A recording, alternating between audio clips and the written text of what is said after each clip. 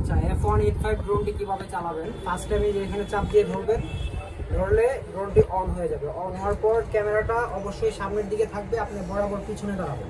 তারপর হলো রিমোটটা অন করবেন। রিমোটটা অন করার পর প্রথম কাজ হলো এটাকে সামনে এবং পিছনে ধাক্কা দিবেন। সামনে পিছনে ধাক্কা দিলে ড্রোনের সাথে রিমোটটা অটোমেটিক কানেক্ট হয়ে যাবে। কানেক্ট হওয়ার পরে যে এখানে যে বাটনটা দেখতেছেন দিল টেক অফ ল্যান্ডিং, আর এটা দিল 1K ল্যান্ডিং।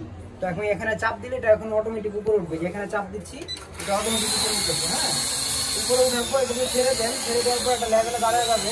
দাঁড়ানোর পর শুধু ডান হাতের যে কন্ট্রোলার আছে, ডান হাতের কন্ট্রোলার, এই ডান হাতের কন্ট্রোলার দিয়ে ডানে বামে সামনে পিছনে, হ্যাঁ। আর রানিং অবস্থায় উপরে উঠালে, রানিং অবস্থায় ধাক্কা দিলে উপরে উঠবে বাম হাতে পেতে, ঠিক আছে।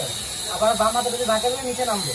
আর যদি একবারে নামায় ফেলতে চান ওই ক্ষেত্রে এই যে এখানে চাপ দিবেন, এই যে ল্যান্ডিং টেক অফ ল্যান্ডিং দিতে এখানে চাপ দিলে অটোমেটিক নেমে যাবে, অটোমেটিক নেমে যাচ্ছে। আর রানিং অবস্থায় ড্রোন যখন উঠবে একটু কাছে আসেন, এই যে এখানে চাপ দিবেন, চাপ দিলে সেন্সরটা অন হয়ে যাবে। চাপ দিয়ে 2 সেকেন্ড ধরে রাখবেন উড়ানো অবস্থায়। আর এখানে কিছু বাটন আছে, এটা স্পিড কন্ট্রোল, এটা ভুলেও চাপবেন না। এবং 1 2 3 4 এই কোনারে ডান হাতের যে 4টা বাটন, এগুলোতে ভুলে যাতে চাপ না পড়ে।